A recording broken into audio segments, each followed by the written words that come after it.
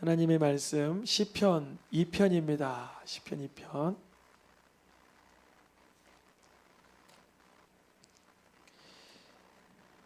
한 절씩 시편 2편을 교독하여서 읽겠습니다. 2편 11절, 12절 두 절의 말씀입니다. 여호와를 경외함으로 섬기고 떨며 즐거워할지어다.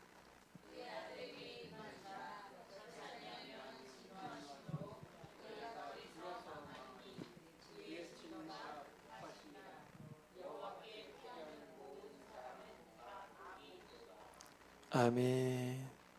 제목을 같이 읽어볼까요? 경외함으로 섬기고 떨며 즐거워하라. 올해 항상 기뻐하라 이런 1년의 주제를 주셨는데요. 제목의 후반부 즐거워하라 이 부분만 보면 어울리는데 그 앞부분 경외함, 섬김, 떨림 이 부분은 기쁨과 무슨 관계인지가 잘 매칭이 안 되는, 이게 조화롭지 않은 것 같은 글귀입니다. 오늘 제목은 시편 2편 11절에서 그대로 따온 제목인데요. 경외함으로 섬기고 떨며 즐거워하라. 하나님을 기뻐하되, 하나님을 즐거워하되 경외하는 즐거움, 섬기는 즐거움, 떨리는 즐거움을 체험하라는 거예요. 그러니까 이런 기쁨은 차원이 높은 기쁨입니다. 고상한 아주 고차원적인 기쁨이에요. 그런데 저희가 이 기쁨에 이렇게 한번 도전장을 내미는 거예요. 하나님을 경외하고 섬기며 떨며 즐거워하라. 그런데 이 복음을 지금도 기억나요. 벌써 한 23년 전에, 20년 전에 처음 이제 청년 때 전도사가 되어서 설교를 이본문으로 청년부 설교를 했는데 청년 하나가 끝내고 죄송합니다. 너무 은혜 받았다는 거예요. 뭐가 은혜 됐냐? 자신은 사실 하나님을 경외함으로 섬기고 떨 때 제일 즐겁다는 거예요. 그 청년이 그런 간증을 하는 거예요. 자기 간증. 근데 그런 말씀이 성경에 있는 걸 몰랐대요. 성경을 읽어도 이렇게 눈에 안 띌 때가 있잖아요. 그래서 그날 그 당시 그 본문이 이 여호와를 경외함으로 섬기고 떨며 즐거워라 이 본문이었는데 너무 마음에 와닿다는 거예요. 찬양하며 기쁘고 주님이 치료하면 기쁘고 이런 어떤 긍정적인 영향력 속에서 즐거워하는 것도 있지만 경외함이 부정적이라는 게 아니지만 때로는 하나님을 두려워하며 하나님을 존경하고 정의함으로 그분을 향해서 섬기는 마음으로 깨어서 주님의 말씀에 내가 떨리는 그 즐거움을 그토록 즐거워한다는 거예요. 그래서 우리 성도님들 삶 속에서도 이 특별하고 희한한 기쁨이 경험되기를 축복합니다. 물론 이미 경험하신 분들이 대부분이겠지만 다시 한번 볼까요? 여호와를 즐거워하는데 어떻게 즐거워하냐면 그분의 위대하심, 거룩하심, 전지전능하심, 그분의 무소부재하심을 몸소 체험을 하면서 주여 혹시 내가 주 앞에 부끄럽거나 허망하거나 헛된 삶은 없었는지 주를 향해 경외하는 마음으로 나를 들여다보는 그 떨림, 경건한 떨림 속에서 기뻐하는 거예요. 즐거워하는 거예요. 성경에서는요, 하나님을 경외함으로 섬기며 떨 때 그때 기적이 일어나는 경우가 많아요. 그러니까 아브라함이 아들 이삭을 드리라고 할 때 하나님의 말씀을 가벼이 여겼으면 모리아로 안 가겠죠. 안 가잖아요. 왜 가요? 거기는 가면 아들 다치는데 안 가죠. 그런데 아브라함은 하나님을 말씀을 한 25년 정도 경험하니까 그분이 자기에게 하시는 말씀에 의혹을 달고 자신의 방법으로 변질시켰다가는 오히려 껄끄러웠던 걸 경험하고 그렇게 훈련돼 간 거예요. 75세에 부름을 받고 90이 됐고 뭐 이스마엘 낳고 한동안 하나님 침묵하시고 100세나 되어 이삭을 얻었는데 그는 경험된 거예요.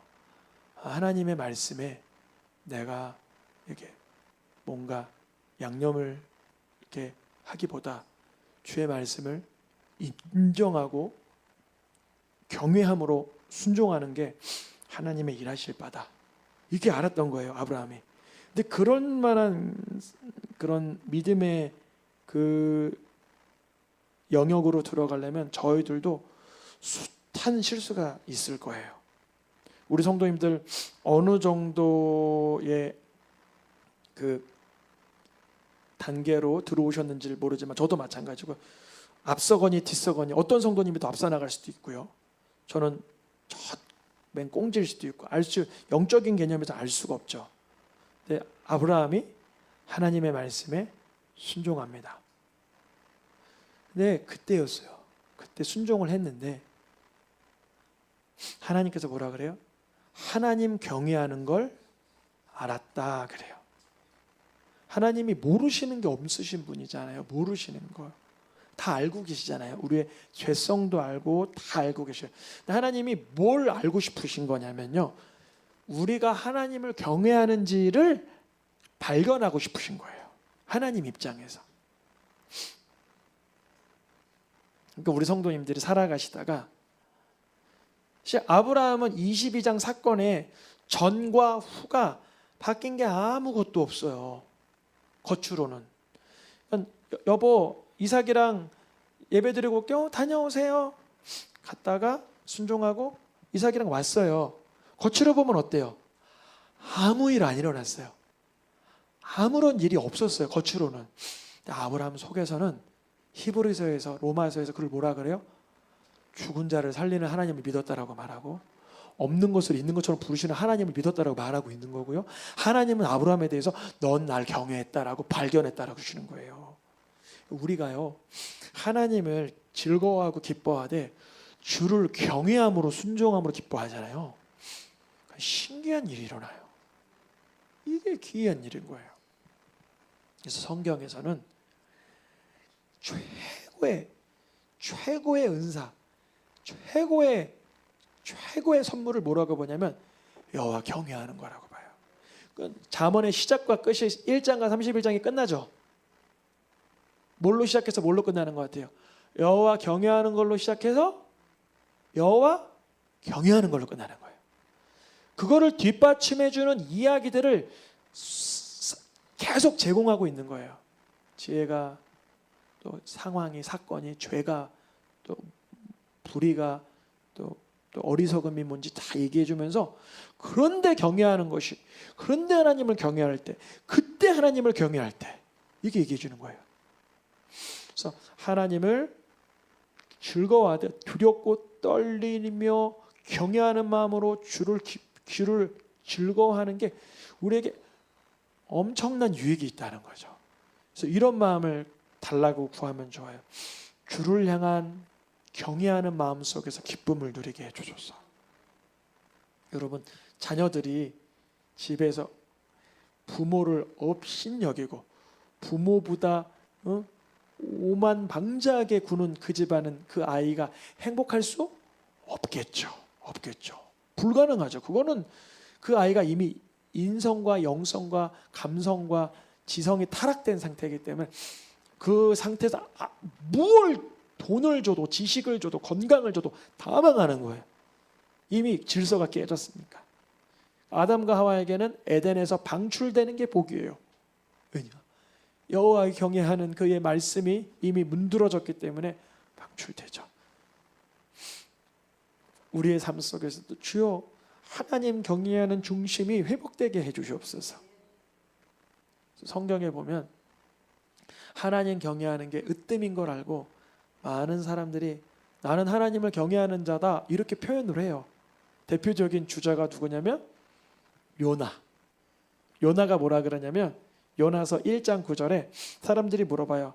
막 파도가 일고 그러는데 너가 누구냐? 그러니까 뭐라 그래요? 하늘의 하나님 여호와를 경외하는 자로다. 요나가 자기 자신을 그렇게 소개를 해요. 여러분, 우리 성도님들 보시기에 요나는 하나님 경외해요, 도망간 자요? 도망간 자죠. 하나님 말씀 짓밟고 도망간 상태잖아요. 근데 자기 생각에는 나는 하나님 경외한다라는 생각을 한다는 거죠. 저희들도 마찬가지겠죠. 나는 하나님 경외하는 자야. 나 하나님 경외하는 자. 사실 저도 마찬가지지만 내 속에 하나님과 반론을 드는, 하나님을 경외하지 않는 상태가 있음에도 나는 그러고 싶다. 그게 좋은 거다. 머리로는 알고 있어요. 그러나 전 세계 모든 인구 가운데 유일하게 하나님을 완벽히 경외하시는 분이 누구죠? 예수 그리스도예요. 그래서 이사야 선지자는 메시아가 오면 그 위에 여호와의 영, 지혜, 총명, 재능이 가득한 충만함이 임하는데, 특별히 다시 표현하면 그 여호와 아버지 하나님을 경외하는 영이 강림하는 분이 오신다, 이렇게 말하는 거예요. 그래서 예수님이 어떠한 상황에서도 아버지 하나님을 밟고 일어서지 않죠. 아버지 하나님의 말씀에 가감하지 않죠. 그러니까 유일한 인간인 거예요. 하나님 말씀에 완벽히 경외하는 유일한 인간이 누구밖에 없어요? 예수님밖에 없는 거예요. 어떤 사람도, 어떤 인간도 하나님을 완벽히 경외한 존재는 없었어요. 때로는 하나님 경외하다가 더 경외하는 게 생겨요. 그걸 뭐라 그래요? 우상이라 그래요. 주님은 보시는 거예요. 그 사람이 뭐 때문에 떨리는지 보세요. 내 말 듣고 떠는 자를 돌본다 그래요. 하나님 말씀이죠. 하나님 자신이 말씀하시기를 하나님 말씀 듣고 떠는 자, 이 떠는 자는 그야말로 왜 악기 중에 트래블 트램프 영어로 뭐라 그러지? 드르르 가는 거, 떨림, 또 떨림 소리 내는 거 있잖아요. 그 떨림이에요. 그 떨림. 그래서 오늘날에도 유대인 중에서 가장 보수적인 유대인 중에 한 부류를 하시딤이라 그러는데, 그게 히브리어 떠는 자에서 온 단어예요. 하나님의 말씀을 들을 때 어디 뭐 구석에 가서 숨으라는 의미가 아니라 그 말씀이 내 속에 떨림이 되는 거죠. 두근거림, 감동, 도전, 노크, 깨달음, 기억남, 마음에 하나님 말씀을 듣고 떠는 자. 주님, 제가 그런 사람이 되게 해 주시옵소서. 너무 익숙한 십계명이지만, 너무 익숙한 주의 복음이고 십자가의 말씀이지만, 주의 말씀이 내게 들릴 때 내 심령과 생각과 사고방식과 가치관과 동기와 의지와 인생의 목적과 우리의 내면 세계와 인생관을 다 주님 앞에 진동되게, 지진나게, 변혁되게 도와주시옵소서. 그 사람을 주님이 뭐 해주신대요? 돌봐주신다. 하나님께서는 이스라엘 백성들이 하나님의 말씀을 듣고 떨 때 참 기뻐하셨어요. 이 백성이 너에게 하는 그 말소리를 내가 들은즉 그 말이 다 옳도다. 그게 무슨 말이었냐면, 모세가 하나님 말씀 들을 때 백성이 옆에서 귀 기울여 듣다가 너무 떨었거든요. 너무 무서워서 떨었어요. 뭐라고 말했냐면, 아유 죽을 것 같아, 다시 들으면 죽을 것 같아, 이 정도로 떨었어요. 그때 하나님이 아니야 그럴 것 없어, 왜 죽을 것 같이 들어, 그렇지 마, 안 그러셨어요. 뭐라 그러냐면 옳도다 그랬어요. 저희가 하나님의 말씀에 대할 때 예수님을 나의 구주로 믿어 하나님 자녀된 자이지만, 그럼에도 하나님의 위엄 있는 말씀이 우리를 떨리게 하는 말씀이 되기를 축복합니다. 하나님의 말씀을 들을 때 떨림으로 받은 자와 그렇지 않은 자 두 명을 극명하게 대조하는 왕이 사울왕과 다윗이에요.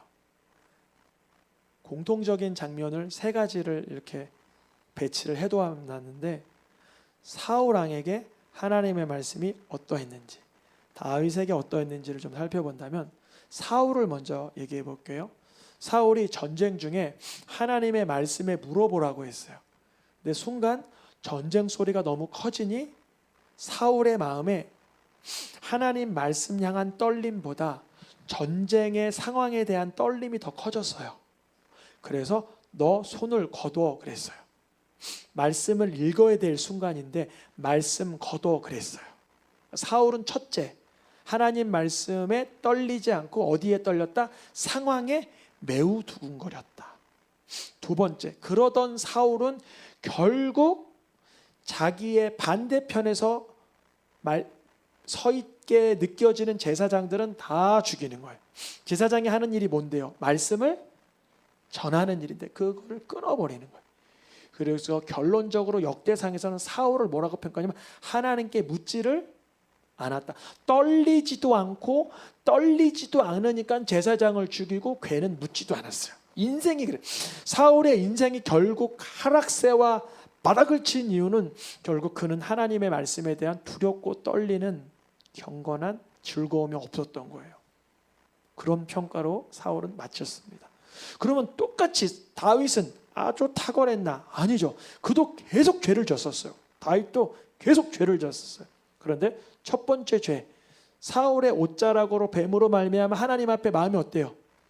찔림을 경험하는, 그거를 묻어두지 않는 거예요. 그걸 붙들고 사는 거예요.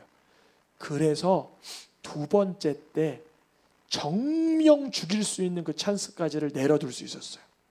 첫 번째 마음이 찔리지 않았다면 두 번째 기회에 같이 데려간 사람이 누구였을까요? 기억이 요압을 데려갔나? 누굴 데려갔는데 단번에 자기가 찔러 죽인다 그랬는데 그때 말릴 수가 있었어요. 그리고 다윗이 아주 부하의 그 아내를 범한 심각한 죄를 범했을 때도 나단이 자기를 정죄할 때, 정죄는 아니죠. 그 지적할 때 뭐라 그래요? 죄를 인정하는 거예요. 왜 인정할까요? 나단이 전하는 게 누구의 말씀이에요? 하나님 말씀 전하니까 맞아 그러는 거예요. 그런데요, 우리가 이거를 꼭 머리에 염두에 놔야 돼요. 다윗이 활약했던 지금으로부터 3000년 전은 고대 사회예요. 고대, 우리나라 막 고조선 시대예요. 왕, 통일 왕국의 왕의 한마디면 나단 정도는 단번에 목숨은 제어할 수 있어요. 그리고 그런 말 입에 못 오르게 할 수 있고 이렇게 할 수 있어요. 근데 그걸 받는 거예요. 받는 거. 그리고 세 번째, 다윗이 또 죄예요. 무슨 죄죠? 군대 숫자를 세요. 왜냐하면 하나님을 의지하는 마음이 살짝 희석됐는지 자신들의 군대의 수를 세요. 그때 조사한 후에 마음이 어떻게 돼요? 내가 하나님보다 백성들의 이 군병을 의지했다라는 마음에 자책하는 거예요. 그래서 그때 등장한 갓 선지자가 나왔을 때 하나님 앞에 엎드려져요. 분명히 둘 다 전쟁의 상황이 있었고 죄의 상황이 있었고 삶에 문제가 있었어요. 한쪽은 하나님 말씀에 두려워 떠는 자가 됐고 한쪽은 하나님의 말씀을 거두고 죽이고 묻지 않는 삶이 되는 거예요. 그래서 하나님은 하나님께 하나님 말씀으로 떠는 자를 뭐 하신다 그러셨어요? 아까 이사야 66장에 돌보신다. 그래서 다윗을 돌보신 거예요. 다윗이 의로와서가 아니라, 다윗이 탁월해서가 아니라 다윗은 말씀 들으면 떠는 거예요. 그래서 다윗이 뭐라 그래요? 여호와께 피하는 사람이 복이 있구나. 그의 불법함을 가리우심을 받는 게 복이 있는 거구나. 이걸 다윗은 발견하게 되는 거예요. 우리 성도님들도 우리들의 이야기로 들어가 보는 거예요. 나는 하나님의 말씀에 떨린 적이 얼마나 있었나. 요 근래에 신앙생활 40년 50년 하니까 뭐 다 비슷비슷하지 이래요? 다윗이 옷자락 뱀으로 말미암아 떨렸던 그 예민했던 영성이 우리들에게도 회복되길 축복합니다. 하나님 말씀을 듣고 찔리는 건 똑같아요. 이 사람도 찔려, 저 사람도 찔려. 근데 성령의 사람들은 하나님 어떻게 하면 좋아요? 어떻게 하면 좋아요? 이래요. 근데요, 바닥 막 이가 부러질 것 같아요. 바닥 하면서 그 얘기를 나한테 왜 해? 나를 지금 뭐 정죄하는 거야? 이러는 거예요. 우리 성도님들은 2장의 사람이 되시고 싶으세요? 7장의 사람이 되고 싶으세요? 7장이요, 2장이요? 2장. 그러면 어떻게 해야 되냐면, 주여, 이제 하나님의 말씀을 듣고 떠는 자가 되게 해주세요. 오늘 말씀의 본문처럼 떨며 즐거워하는 자가 되게 해주세요. 무감각하여서 내 죄가 뭔지를 모르고 사도행전의 상황처럼 이를 가는 자가 아니라 어찌알고, 한번 이 밤에 따라해 보겠습니다. 어찌알고 주님 어찌알고 이래야 되는데, 이를 가는 순간 돌이 어디로 날아가요? 스데반에 날아가요. 우리 성도님들의 삶 속에 떠는 그 경외하는 기쁨이 있길 축복합니다. 마지막 말씀 읽고 마치겠습니다. 하나님의 말씀을 받을 때 하나님의 말씀으로 받음이니 그때 믿는 자 가운데서 역사하시느니라. 이 기쁨을 여러 번은이면 좋겠지만, 아브라함도 이삭을 드릴 때 하나님 경외함으로 그 한 번을 경험함으로 특이한 그 믿음의 조상이 되잖아요. 우리 성도님들도 살아가다가 주님이 우리에게 요구하시는 영역이 다 달라요. 사람마다 다양한 모습으로 우리에게 특별히 감동을 주는 부분이 있어요. 그럼 그때 그게 어떠한 부분인지 다 다르지만 주를 경외함으로 내 자아가 죽고 어찌할꼬 엎드러지는 거예요. 그러면 하나님의 실력이 그때 나타나는 거예요. 기적이 일어나게 하실 줄 믿습니다.